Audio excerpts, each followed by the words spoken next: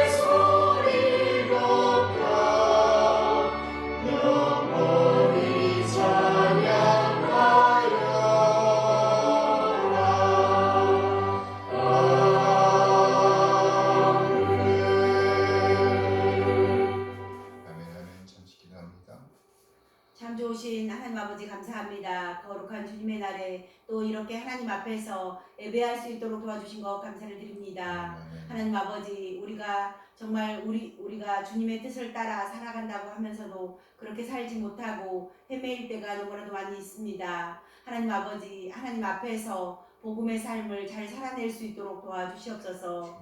우리를 부르심이 아버지, 우리가 의로워서 우리를 부르신 것이 아니라 정말 하나님의 은혜로, 온전히 하나님의 은혜로 불러주신 것에 너무나도 감사를 드립니다. 그 은혜에 감사하며 살아갈 수 있는 한 날 한 날이 될 수 있도록 주님 붙들어 주시고 인도하여 주시옵소서. 아멘. 아버지, 험하고 어두운 이 세상 가운데서 주님의 자녀들을 보호하여 주시고 주님의 자녀들이 온전히 주님의 뜻에 따라 살아갈 수 있도록, 은혜를 따라 살아갈 수 있도록 믿음을 더하여 주시옵소서. 하나님 아버지, 이 시간 말씀을 전해 주실 우리 목사님 영육간의 강건함과 성령의 충만함으로 더하여 주시기를 원합니다. 이 시간 신령과 진정으로 드려지는 귀하고 복된 예배가 되기를 기도하며 길고와 진리와 생명 되신 예수 그리스도의 이름으로 기도드립니다. 아멘. 감사합니다.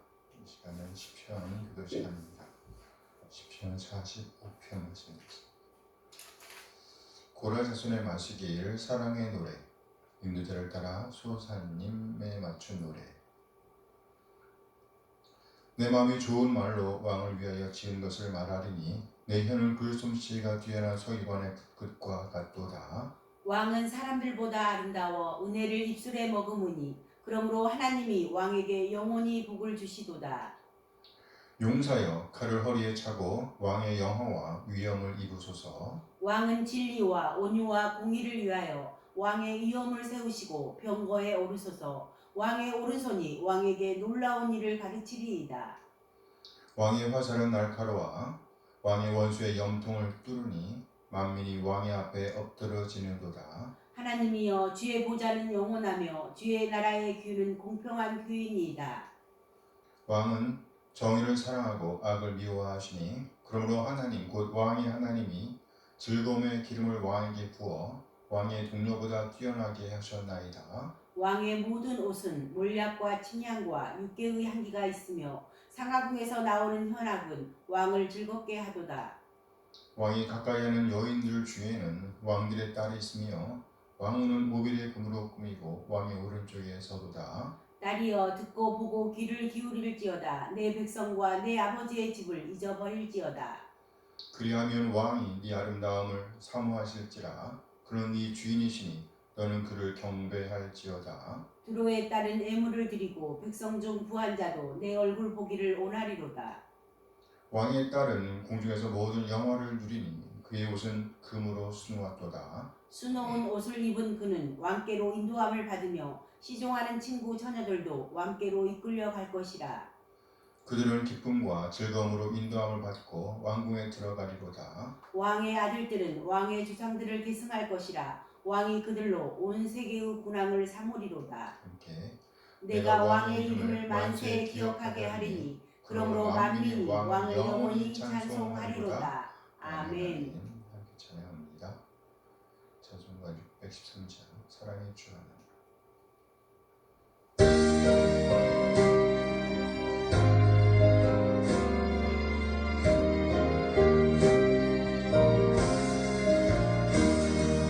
사랑의 주 하나님, 우리 삶을 주관하시니 말씀으로 우리에게 영원 천국 알게 하소서.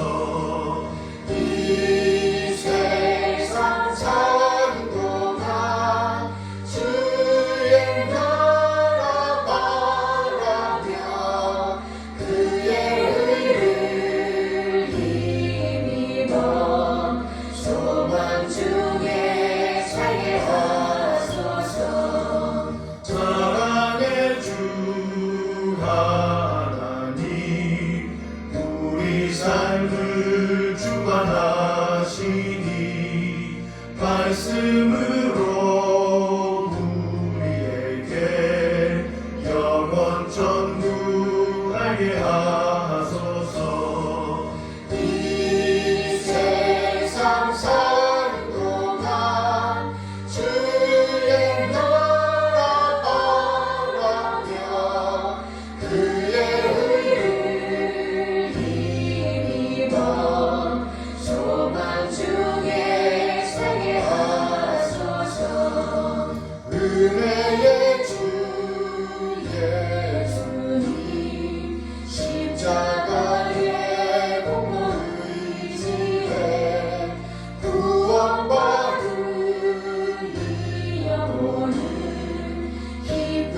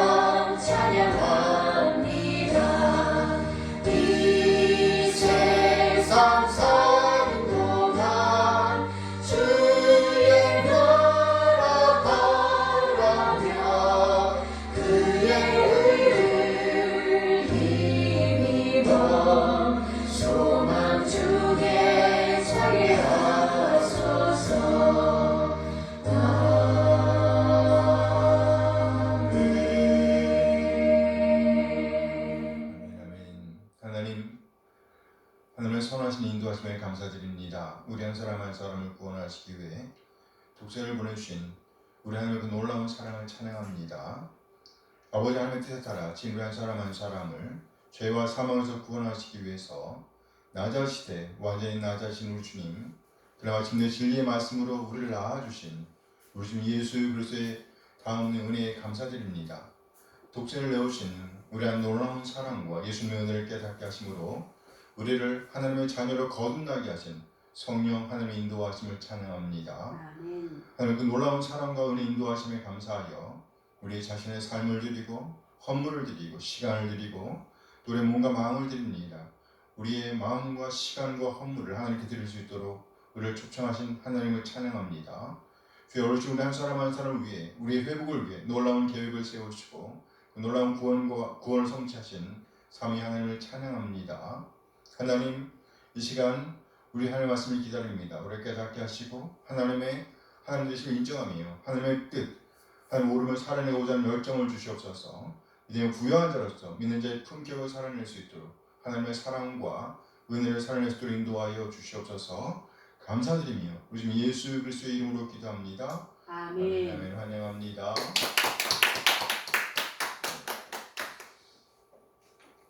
이 시간은 신앙고백 시간입니다. 1689년 런던 침례교 신앙고백서 제16장 선행에 관하여 고백합니다. 선행에 관하여. 선행은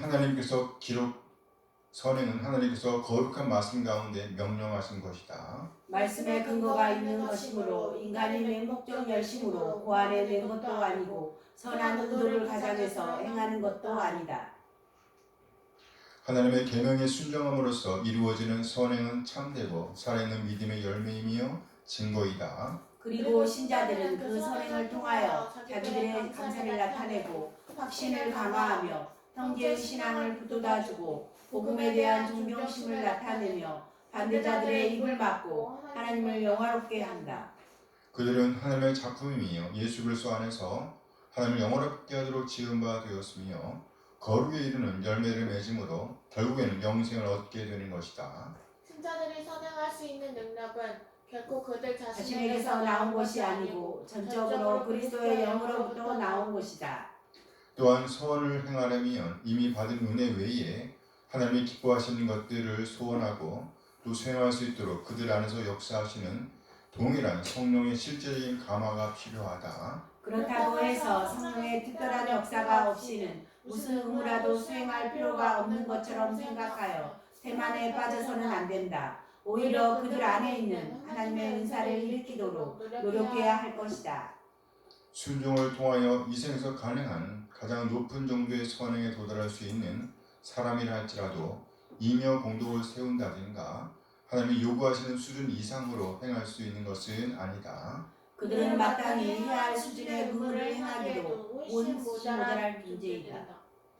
우리가 최선의 선행을 한다 하더라도 그 공덕으로 죄의 용서나 하나님의 손에 있는 영생을 얻을 수는 없다. 그 이유는 우리가 행한 선행과 정상적으로는 비교할 수 없는 큰 불균형이 있고 사람과 하나님 사이에는 무한한 거리가 있기 때문이다. 인간은 전에 지은 죄악의 빚 때문에 선한 행실로서 하나님께 유익이나 만족을 드릴 수 없다. 가령 우리가 할 수 있는 모든 일을 다 했다고 하더라도 그것은 우리의 마땅한 의무를 행하는 것뿐이요 무익한 종에 지나지 않는다. 왜냐하면 그것이 선한 행동이라면 성령으로 말미암아 나온 것이기 때문이다. 선한 행위를 하더라도 인간의 많은 약점과 불완전성이 혼합되어 더럽혀지기 때문에 하나님의 심판의 어미하심을 견뎌낼 수 없는 것이다. 하나님께서 그리스도를 통해서 신자들을 받아들이셨으므로 그들의 선행도 역시 그리스도 안에서 용납된다. 그러나 그들이 이 세상에서 하나님 앞에 전적으로 흠이 없거나 비난을 받을 것이 없다는 뜻이 아니라 하나님께서 그의 아들 안에서 그들을 보시기 때문에 그들의 행동에 여러 가지 약점과 불완전함이 있으나 저희의 성실하신 것을 용납하고 상 주시기를 기뻐하셨다. 충성하지 못한 사람들이 행한 일은 가령 그것이 하나님의 명령을 따라 행한 일이며 그들 자신에게뿐만 아니라 다른 사람에게도 좋은 일이라 할지라도 믿음으로써 정결케 된 마음에서 나온 일도 아니며 말씀에 따라서 다른 방법으로 행하는 것도 아니다. 그러므로 그러한 행위들은 죄된 것이며 하나님을 기쁘시게 할 수도 없고 또한 하나님의 은혜를 받을 자격자로 만드는 것도 아니다. 그러나 불신자라도 선행을 무시하는 것은 한층 더 죄된 것이며 하나님을 기쁘시게 하지 못하는 것이다. 여기 보면 하나님의 자녀가 아닌 사람들이 선행을 할 수 있다라고 말을 해요. 그렇지만 그것은 더 죄된 것이며 선을 무시하는 그러한 행위들은 죄된 것이며 하나님을 기쁘시게 할 수도 없고 또한 하나님의 은혜를 받을 자격자로 만드는 것도 아니다. 무슨 말이에요? 행위를 통해서 구원을 받을 수 없다. 없다는 거예요. 오늘 본문 사도행전 2장 42절에서 47절까지 말씀입니다. 그들의 사도의 가르침을 받아 서로 교제하고 떡을 떼며 오로지 기도하기를 힘쓰니라. 사람마다 두려워하는데 사도로 말미암아 기사와 표적이 많이 나타나니 믿는 사람이 다 함께 있어 모든 물건을 서로 통용하고 또 재산과 소유를 팔아 각 사람의 필요를 따라 나눠주며 날마다 마음을 같이하여 성전에 모이기를 힘쓰고 집에서 떡을 떼며 기쁨과 순전한 마음으로 음식을 먹고 하나님을 찬미하며 또 백성에게 칭송을 받으니 주께서 구원받는 사람을 날마다 더하게 하시니라. 아멘 아멘. 아멘. 오늘은요 본문 말씀을 중심으로 교회의 비전 이런 제목으로 말씀을 나누려고 합니다. 제목이 뭐라고요? 교회의 비전. 네, 교회의 비전. 지금으로부터 2000여 년 전에 선민 이스라엘이 기다리던 메시아, 그들이 그렇게도 기다리던 그리스도께서 이 땅에 임하셨습니다.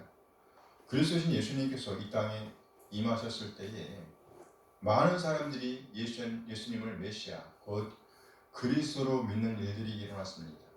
그리스도란 무슨 의미일까요? 그리스도. 이 단어는요 메시아, 정확한 발음은 메시아 이렇게 되는데 정확한 발음인지 모르겠어요. 아무튼 메시아 흑자가 들어가요. 메시아는 그리스도다. 그리스도는 그리스도죠. 발음을 하는데 시읒 발음 크리스토스 그리스도 발음.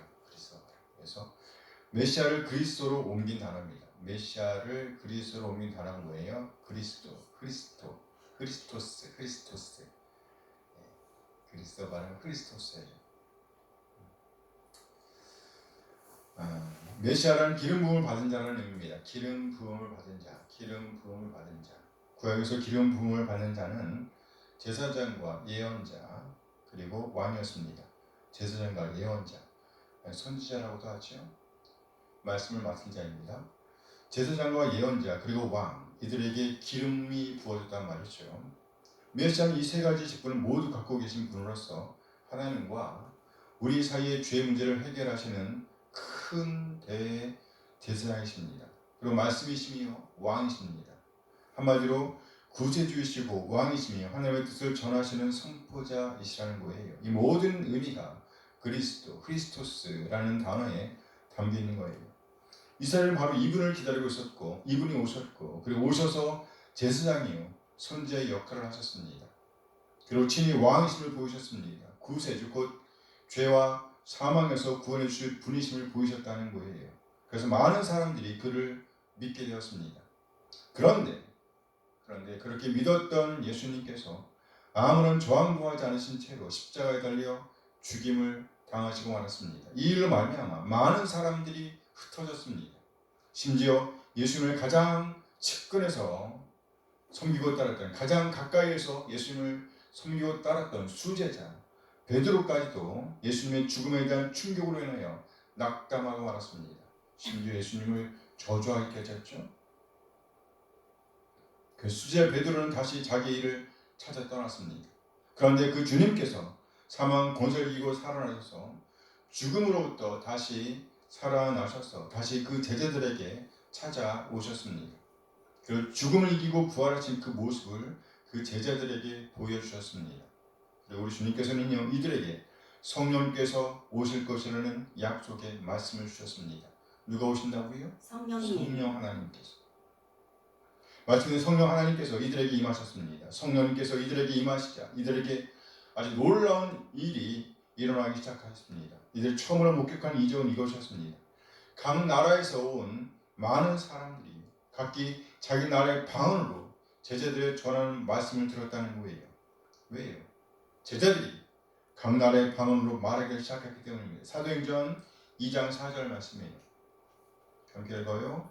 그들이 다 성령의 충만함을 받고 성령이 말하게 하심을 따라 다른 언어들로 말하기를 시작하니라. 그들이 다 성령의 충만함을 받고 성령이 말하게 하심을 따라 다른 언어들로 말하기를 시작하니라.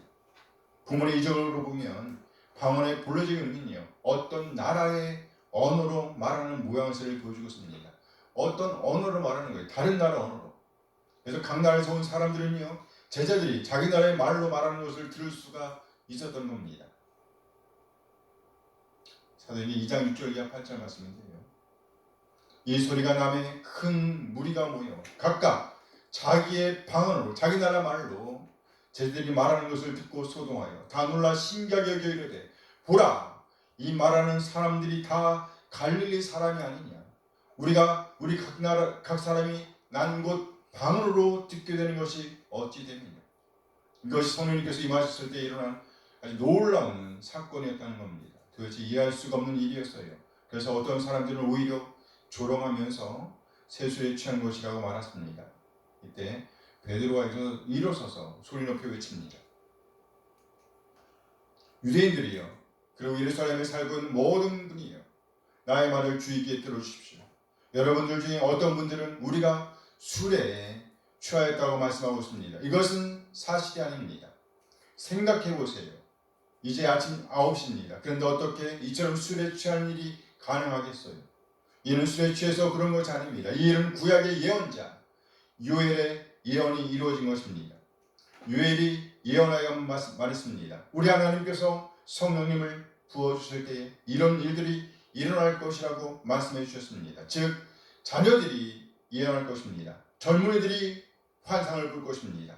또 노인들은 꿈을 꿀 것입니다. 베드로의 설교는 계속 이어졌습니다. 이제 이스라엘 사람들을 향하여 외칩니다. 여러분 이스라엘 사람들이여, 나의 말을 주의 깊게 들어주십시오. 하나님께서 공개적으로 나사렛의 예수님을 보증하여 주셨습니다. 하여 예수님께서는 놀라운 이적을 행하셨습니다. 놀라운 표적을 행하셨습니다. 물론 이와 같은 사실들은 여러분이 이미 잘 알고 있는 사실이지요. 하지만 여러분은 오히려 법이 없는 이방인들을 도와 예수님을 십자가에 내어 주었습니다. 하여 여러분은 예수님을 죽인 살인자가 되었습니다. 물론 이것은 하나님의 예정 가운데 있던 일이었습니다. 베드로의 설교를 들으면서 이들은 점점 더 가슴이 조여움을 느꼈습니다. 점점 더 이스라엘의 죄가 뚜렷해지고 있었습니다. 베드로의 설교는 이렇게 마무리됩니다. 이스라엘에 살고 있는 모든 사람들에게 분명하게 알려진 사실은 이것입니다. 즉 하나님께서 십자가에 못 박히신 예수님으로 하여금 주님이 되게 하셨다는 것입니다. 십자가에 못 박히신 그분이 바로 메시아 왕이셨습니다. 베드로의 메시지를 들은 사람들은 그 마음의 찔림을 감당할 수가 없었습니다. 그래서 신음소리를 바랍니다. 사도행전 2장 37절 말씀에 보면 우리가 어찌해야 합니까? 어떻게 해야 합니까? 라고 울부짖습니다. 이때 베드로 사도가 주신 말씀이 사도행전 2장 38절 이하 40절 말씀입니다. 베드로가 이르되 너희가 회개하여 각각 예수 그리스도의 이름으로 침례를 받고 죄의 사함을 받으라. 그리하면 성령의 선물을 받으리니 이 약속은 너희와 너희 자녀와 모든 먼데 사람 곧 주 우리 하나님이 얼마든지 부르시는 자들에게 하신 것이라 하고 또 여러 말로 확증하며 권하여 이르되 너희가 이 패역한 세대에서 구원을 받으라 하니 이들이 해야 할 일은 먼저 회개하는 일입니다. 무슨 일이라고요? 회개. 이 일은 한 사람 한 사람에게 해당되는 말씀입니다. 우리 한 사람 한 사람 또한 반드시 나의 죄로부터 돌아서야 합니다. 떠나야 합니다. 이제는 나의 그 모든 죄들과 결별해야 합니다. 이것이 먼저라는 거예요. 하지만 여기에서 멈춰서는 안 됩니다. 죄에서 떠난 우리 한 사람 한 사람은 이제 하나님을 향해 나아가야 합니다. 이것이 완전한 회개의 형태입니다. 바로 나의 죄에서 돌아서서 하나님께로 향하는 것. 이것이 곧 완전한 회개의 시작이라는 거예요. 이렇게 회개한 사람들이 많은 사람들 앞에서 고백하는 행위가 바로 침례입니다. 이렇게 할 때에 우리 성령님께서 우리 한 사람 한 사람 위에 부어진다라고 말씀합니다. 이 약속은 우리 자식뿐만 아니라 우리의 자녀들에게도 해당됩니다. 저 멀린 백성들에게도 동일하게 적용되는 말씀입니다. 우리 교회 밖에 있는 그 한 사람 한 사람도 자신의 죄로부터 돌아서서 하나님께로 향한다고 하면 성령님께서 임하신다는 거예요. 차별이 없습니다. 지위의 높고 낮음에 관계가 없습니다. 이는 모든 사람에게 적용되는 복음의 진리입니다. 이 복음의 진리를 받아들이고 하나님의 자녀로 거듭난 우리 한 사람 한 사람은 바로 저들을 위해 부름을 받은 사람들입니다. 이 패역한 세대에서 저들을 구원할 사명이 바로 우리에게 주어졌다는 거예요. 이 거룩한 공동체가 예루살렘 교회를 형성한 사람들입니다. 그리고 이들로 말미암아 안디옥 교회가 세워졌습니다. 바울과 바나바가 세워졌습니다. 이들을 통해서 복음이 편만하게 증거되었습니다. 사도행전의 마지막 장 마지막 절의 고백은 이제 우리의 고백이 되어야 합니다. 사도행전 28장 30절 31절 말씀이에요. 함께 읽어요. 바울이 모든 때를 자기 새집에 머물면서 자기의 돈 사람을 다 영접하고 하나님의 나라를 전파하며 주 예수 그리스도에 관한 모든 것을 담대하게 거침없이 가르치더라. 주 예수 그리스도에 관한 모든 것을 담대하게 거침없이 가르치더라. 오늘 보면 그 시작을 다시 말해 복음이 편만하게 전하여지는 시작을 우리에게 알려주는 부분입니다. 오늘 보면 42절 말씀이에요. 사도행전 2장 42절 함께 읽어요. 그들이 사도의 가르침을 받아 서로 교제하고 떡을 떼며 오로지 기도하기를 힘쓰니라. 사도의 가르침을 받아 베드로의 메시지를 듣고 예수님을 그리스도로 믿었던 사람들이 제일 먼저 행한 일이 이것입니다. 즉 사도들의 가르침을 받았다는 거예요. 사도들의 가르침을 받아. 이들은 사도들의 가르침에 헌신하였습니다. 가르침을 받기 위해서 이들은 시간을 투자했습니다. 시간을 투자하지 않고 배울 수는 없습니다. 그러면 사도들은 이들에게 무엇을 가르쳤을까요? 가르치는 사람들은 많았지만 가르치는 내용은 한결같이 예수님께 대하는 것입니다. 예수님에 관한 거예요. 예수님께서 누구이십니까? 예수님께서 하신 일은 무엇입니까? 무슨 일을 행하셨는가? 예수님께서 행하신 그 일들이 나와는 무슨 관계가 있는가? 도대체 나와 무슨 관계가 있지? 우리 참으로 하나님께 헌신하고자 한다면 배우는 일이 먼저 선언되어야 합니다. 초기의 공동체는 그렇게 배우기 위해서 매일 모였습니다. 배움이 없이는 결코 성장이 있을 수 없어요. 체계적인 배움이 선행되어야 합니다. 배움의 시작은 자리를 지키는 거예요. 배우는 것은 헌신이 요구됩니다. 시간을 들여야 합니다. 마음을 들여야 합니다. 피와 같은 돈을 써야 합니다. 그럼에도 불구하고 이 배움은 우리 영혼을 위해서 충분한 가치가 있어요. 사도의 가르침을 받아. 두 번째, 이 초기 공동체에 있었던 고백은 이것입니다. 서로 교제하고 떡을 뗍니다. 이 교제는 세 가지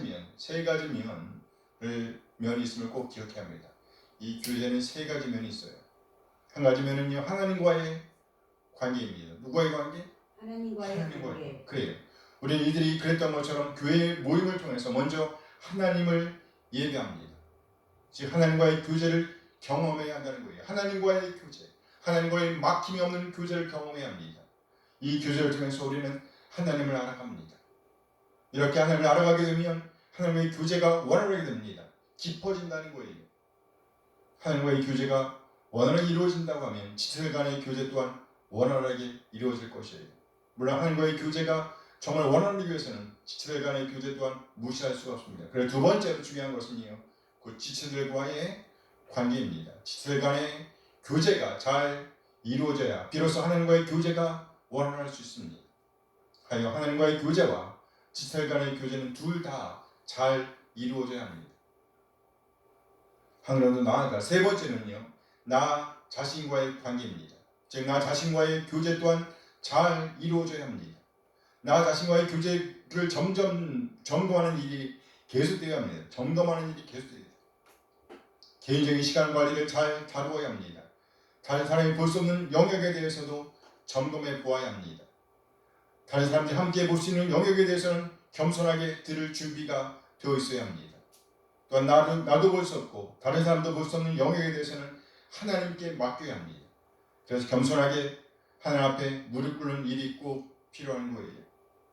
한날 사도 바울은 고소를 당하여 정부 관리 앞에 서게 되었습니다. 바울을 고소하는 자들이 바울을 가리켜서 연병에 걸렸다라고 말합니다. 연병에 걸렸다. 천하에 흩어져 있는 유대인들을 소유케 하는 자라고 고소합니다. 어지럽게 하는 자라는 거예요. 뿐만 아니라 나설 이단의 우두머리라고 괴수라고 신랄하게 토해냅니다. 사도행전 2장 24장 5절 말씀이에요. 사도행전 24장 5절 함께 읽어요. 우리가 이 사람은 전염병 같은 자라 천하에 흩어진 유대인을 소유하게 하는 자요 나설 이단의 우두머리라. 이와 같은 고소를 받은 바울을 오히려 이렇게 맞받아칩니다. 사도행전 24장 14절 이하 16절 말씀인데요. 나는 저들이 이단이라 말하는 돌을 쫓아 조상의 하나님을 섬기고 율법과 및 선지자의 글에 기록된 것을 다 믿습니다.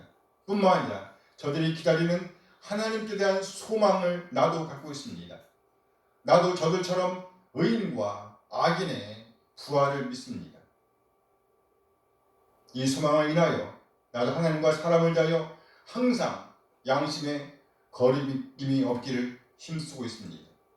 바울의 고백은 자기 믿음에 대한 변증입니다. 변증이에요.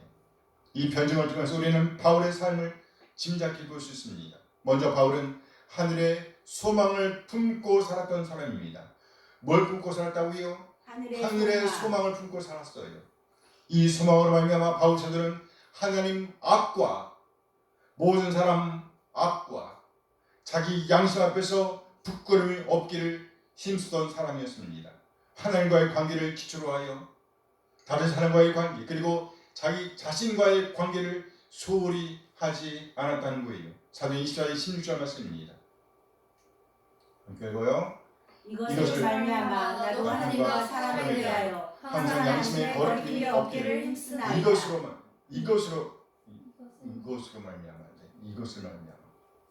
이것으로 말미암아 하나님께 대한 이 부활의 소망 뭐요? 부활의 소망 하나님께 대한 소망 그리고요 의인과 악인의 부활을 믿음으로 말미암아 나도 하나님과 사람을 대하여 항상 양심의 거리낌이 없기를 힘쓰나이다. 우리의 교제도 역시 이처럼 하나님과 사람 그리고 나 자신에게 부끄러움이 없어야겠습니다. 우리 한 사람 한 사람 어찌하든지 하나님을 예배하는 이 시간을 통해서 귀한 교제의 기쁨을 경험하게 되시길 원합니다. 하나님과 다른 사람 그리고 나 자신 또한 이들은 기도하는 공동체였습니다. 무슨 공동체예요? 기도하는 공동체. 오로지 기도하기를 힘쓰니라.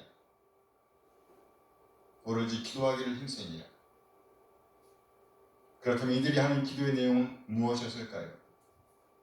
이 기도는 막연한 기도가 아니었습니다. 목적이 있는 기도였어요. 목적이 있는 기도.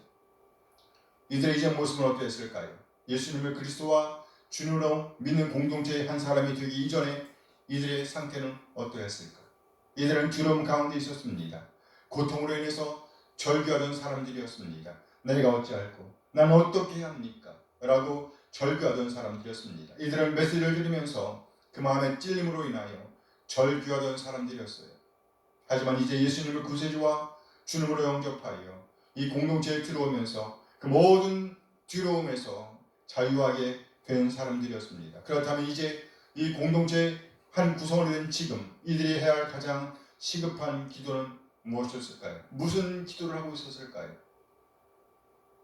이들이 한 가장 시급한 기도는 무엇이었을까요? 아직도 여전히 두려움에 떨고 있는 그 사람들을 위한 기도가 아니었을까요? 아니 어쩌면 두려움조차 인식하지 못하고 사망의 길로 향하고 있던 그 사람들을 위한 기도가 아니었을까요? 우리 형제, 우리 가족, 우리 친구 그들을 생각하면서 마음에 불타오르는 감정이 폭발하지 않았을까요? 바로 이들의 구원을 위한 기도가 가장 시급한 기도가 아니었을까요? 추위와 굶주림으로 고통당하고 있는 가족들을 위하여 강을 건너왔던 북한 주민의 이야기입니다. 그는 중국에 살고 있는 고모를 만나기 위해서 중국에 살고 있는 고모를 만나기 위해서 강을 건너 중국으로 왔어요. 물론 합법적으로 통행증을 받아 강을 건너왔던 적도 있었습니다. 하지만 이번에는요, 그럴 만한 여유가 없었어요. 한시라도 빨리 먹거리를 구해야 했기 때문입니다. 가진 위험을 극복하고 마침내 그는 고모님 댁에 도착했습니다. 그런데 이게 웬일인가요? 고모는 이미 그곳에 안 계셨습니다. 모든 재산을 정리해서 러시아로 떠난 이후였습니다. 그는 아무것도 구하지 못하고 거린이 되고 말았습니다. 거지가 되고 말았어요. 그렇게 그는 방황하다가 한 집에 들리게 되었어요. 그 집에서 그는 한 전도자를 만납니다. 그 전도자로부터 복음의 말씀을 전해 듣게 되었어요. 그는 그 전도자를 통해서 자신의 죄인됨을 깨닫게 됩니다. 그는 하나님께로 나아가 회개하고 예수님을 구세주와 주님으로 모셔드리게 되었습니다. 그럼 며칠 동안 열심히 말씀을 공부하게 됩니다. 말씀을 공부하면서 그는 더 이상 그곳에 그대로 머물러 있으면 안 된다는 음성을 듣습니다. 자신의 죄인됨을 깨닫고 하나님의 백성을 거듭나게 되면서 하나님의 말씀을 공부하면서 그에게 지속적으로 들려오는 음성은 그대로 그곳에 머물러 있으면 안 된다는 것이었어요. 이는 곧 사도행전 교회, 초대교회의 성도들이 느꼈던 바로 그런 시급함이었습니다. 마침내 그 청년은 그 전도자에게 다시 북한으로 돌아가야 한다고 말합니다. 그러면서 그는 성경 몇 권을 요구하였습니다. 전도자는 준비된 성경을 그에게 전달하면서 기도합니다. 왜냐하면 성경을 갖고 북한으로 돌아간다고 하면 당연히 죽게 될 것이기 때문입니다. 만약에 잡힌다면 죽음은 당연한 거예요. 목숨을 건 여행을 알았기 때문입니다. 하지만 그는 그 모든 위험에도 불구하고 성경을 챙겨서 가족들을 향해 출발했습니다. 그는 음식을 구하러 왔다가 영원한 생명을 얻어서 돌아갔습니다. 어떤 위험에도 불구하고 그는 다시 가족들을 향하여 출발하였습니다. 영혼 구원을 위해서 그는 말씀을 챙겼습니다. 이처럼 구원을 경험한 우리 한 사람 한 사람의 가장 시급한 기도는 바로 영혼을 위한 기도와 헌신이 아닐까요? 영혼을 구원코자 한다면 이처럼 목숨을 포기해야 할지도 모릅니다. 우리는 한 사람 한 사람의 영혼을 생각하면서 기도하기를 주저하지 않아야 합니다. 아멘. 아멘. 하늘나라가 이들의 기도는 영적인 성숙을 위한 기도였습니다. 영적인 성숙을 위한 기도. 언제까지나 영적인 어린아이로 머물러 있을 수는 없으니까요. 예수를 믿고 몇 년이 지났는데도 불구하고 여전히 그 상태로 머물러 있다고 하면 이는 하나님과 사람에게 그리고 자기 자신에게 미안한 일이니까요. 생각해 보세요. 몇 년이 돼도 어린아이 상태로 있는 아이를 생각해 보세요. 그런 아이들이 있지요? 성숙은 계속돼야 합니다. 그런데 이 성숙은 반드시 말씀과 함께 이루어짐을 이해해야 합니다. 말씀과 함께 이루어지는 성숙. 사도들의 가르침을 받고 기도하였을 때 이들은 하나님께 대한 알미 깊어졌습니다. 말씀으로 인한 성숙으로 인해서 변화도 따라왔습니다. 한날 일곱수사 중에 한 사람인 스데반이 자기 동족들을 향해 예수님을 변증하다가 돌에 맞아 순교당합니다. 일로 말미암아 예루살렘 교회에 큰 핍박이 행해졌습니다. 많은 사람들이 이 핍박을 피해 도망갔습니다. 달아났어요. 성경은 사도들을 제외하고 다 흩어졌다고, 다 도망갔다고 설명하고 있습니다. 사도행전 8장 1절 말씀이에요.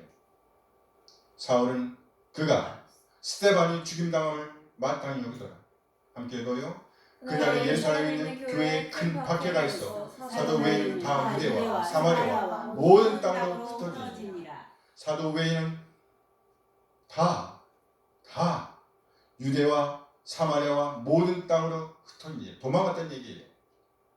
스데반의 순교에 따른 핍박으로 인해서 믿는 사람이 다 흩어졌습니다. 다 달아났어요. 핍박의 파도를 피하기 위해서 모두 다 흩어졌습니다. 사도들을 제외하고 모든 사람들이 유대와 사마리아와 모든 땅으로 흩어졌습니다. 그런데 참 이상한 일이 일어났어요. 이 핍박을 피해서 도망갔던 이 사람들이 여전히 복음을 증거하고 있었다는 겁니다.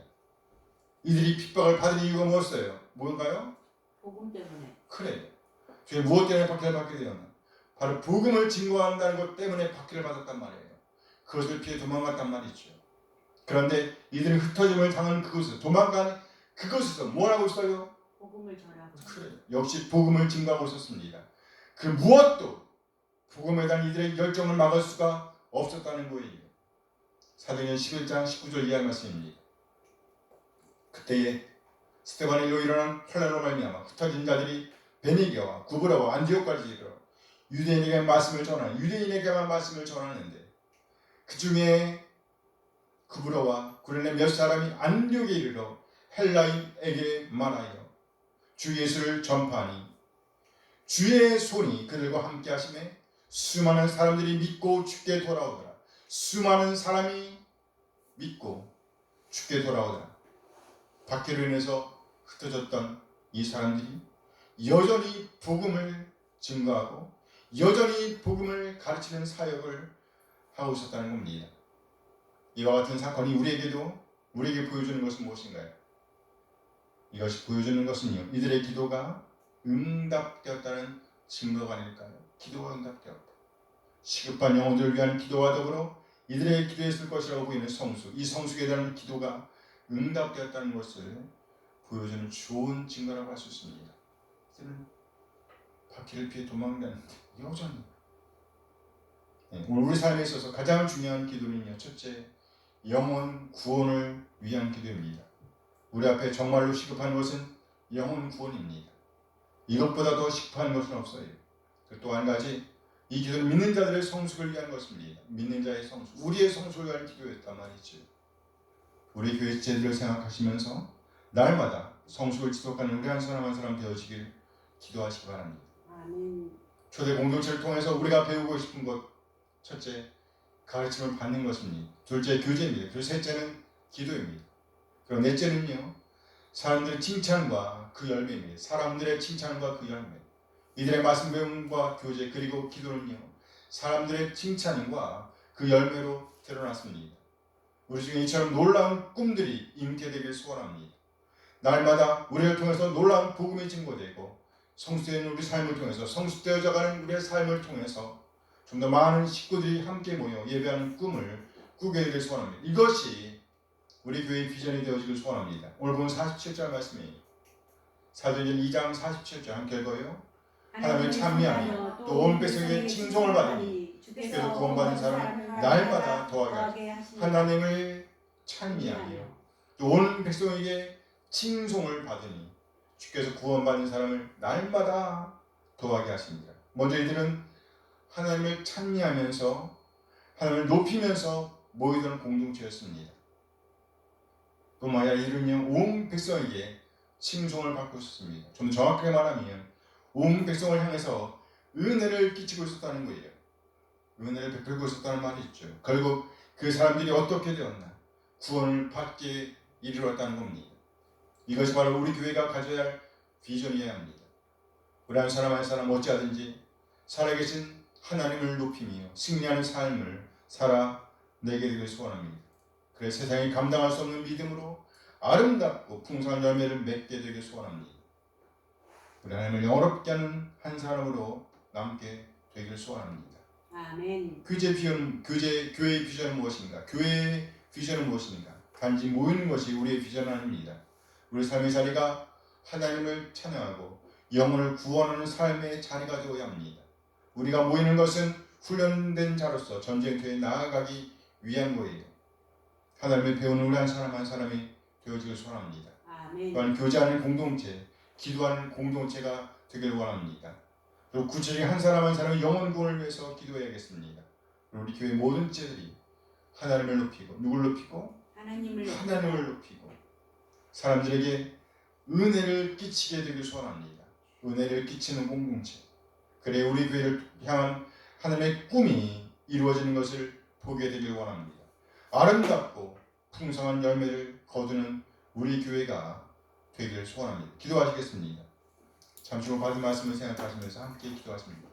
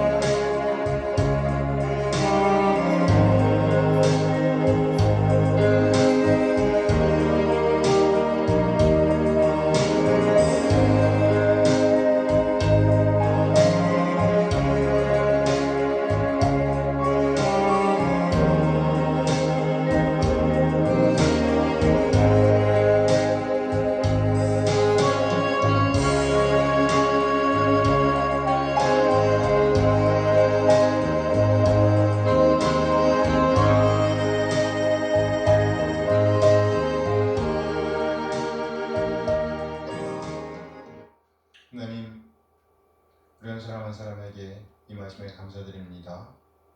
참 구원의 기쁨을 알게 하신 하나님을 찬양합니다. 날마다 이 구원의 기쁨 가운데 하나님과 동행하는 우리 한 사람 한 사람 되게 인도하여 주옵소서. 하나님께서 맡기신 사역을 잘 감당하기 위해서 무엇보다 먼저 온전히 하나님을 예배하길 다짐합니다. 마음을 모아 서로를 돌아보며 교제하길 다짐합니다. 하나님을 경험하고 지를 돌보며 우리 자신의 성술배에 헌신하길 소원합니다. 또 전심으로 기도하길 원합니다. 영혼 구원을 위해 기도하며 지들의 성술을 위해 기도하며 모든 기도 시간에 하나님의 임재를 경험하게 되길 소원합니다. 우리 한 사람 한 사람의 기도와 헌신을 받으시고 풍성한 열매로 채워 주시옵소서. 감사드리며 우리 주 예수 그리스도의 이름으로 기도합니다. 아멘. 다시 찬양을 시작하겠습니다.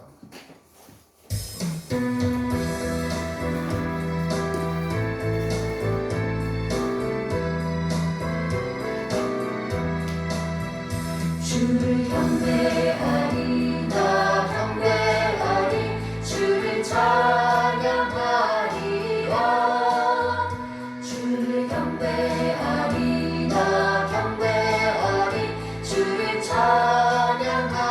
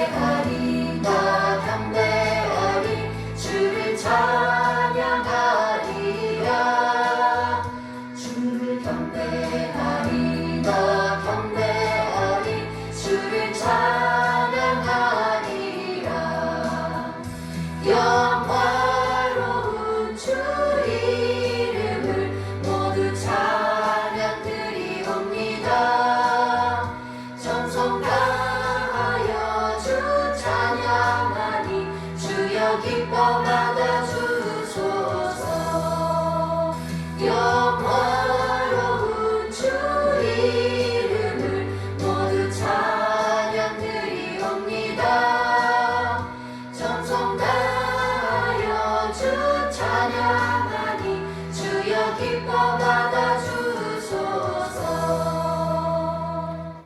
이제는 요즘 예수의 은혜와 하나님의 극진한 사랑하심과 성령 하나님의 교통하심이 오늘 받은 말씀에 응답하여 교회의 비전을 마음에 품고 말씀을 배우며 하나님과 이웃 그리고 자신과의 관계를 견고하게 하며 영혼 구원과 성소를 위해 기도하며 또 풍성한 열매를 맺기 위해 헌신하고자 하지만 모든 지체들에게 늘 함께 하시길 축원하옵나이다. 아멘. 아멘.